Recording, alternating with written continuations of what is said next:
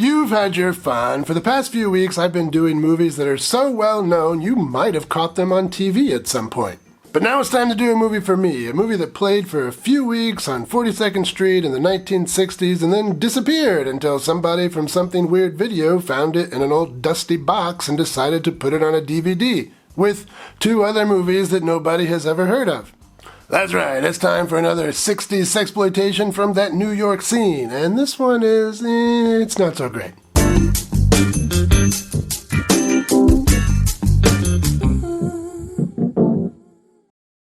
Welcome to Exploitation Reviews, and me, Rob, and today I'm taking a look at Two Girls for a Madman from 1968, which makes this a pretty late entry roughie, all things considered, and not a well-known one.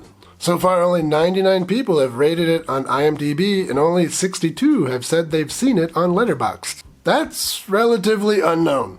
By the way, if you're new to the channel, a roughie is a sexploitation film that concentrates on the darker side of human sexual relations. Bondage, torture, unconsensual activities, rough stuff. So, let's check this one out. We open in a park. Two women meet up. One of them is late.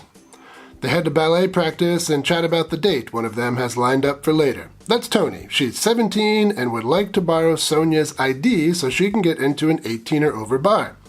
She wants to make a good impression on her date. He's a producer who is going to put her in a commercial. Sonia isn't too sure about all this, so it looks like Sonia is the good girl and Tony is the bad girl. Tony, by the way, is the only person involved in this movie that had anything approaching a career in film. She had a part in The French Connection and a part in I Drink Your Blood. And yeah, I'll probably get to that movie eventually. She also did some stuff on TV. This movie was never on TV. Oh, but back to that bad girl thing. If you're familiar with movies like this, you can expect some bad things to happen to that bad girl. One way these movies tried to appease the censors of the day was to try to make them morality tales in a certain sense. Well, at least in the sense that bad girls get punished.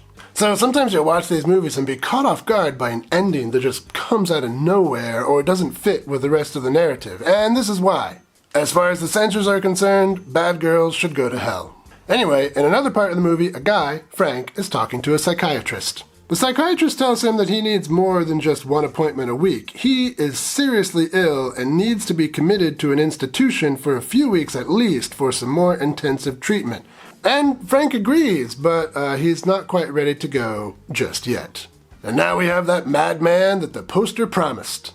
Back with the ladies, Tony is disrobing and looking at herself in the mirror. In something of a departure from the typical 60s sexploitation attire, she's wearing white undergarments and not black. Over at the other girl's house, she takes a shower without any undergarments at all. And there are two good reasons I can't show you that scene, which is really too bad because, I do so like having good reasons for my actions.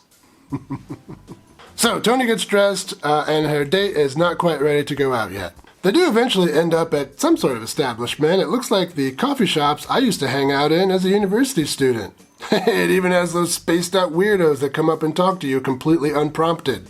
I just had to come over here and talk to you. You know something? You see this mask here? I can see all my friends and all my enemies right here in this mask. Oh man, that guy takes me back. Anyway, then the people put on these masks and things get pretty weird.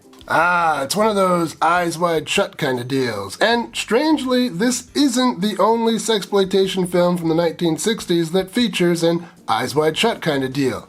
I wonder if Kubrick was a fan of these films. Probably not. And one of the party's participants is Frank, our madman who should be in a mental institution. So it looks like we're starting to get the makings of a plot here. And this party is overall pretty entertaining. I can't show you very much of it, but there are some slightly humorous bits, and then the whole thing devolves into a mass of writhing flesh, so let's jump to the after party. Tony and her date are driving home and find that Frank has stowed away in their car. He makes Tony get into the back seat with him and then tells her date to drive them around. And then Frank starts to, do things he wasn't invited to do, and weirdly there are times during this when Tony seems to be kind of into it. She's a weird girl.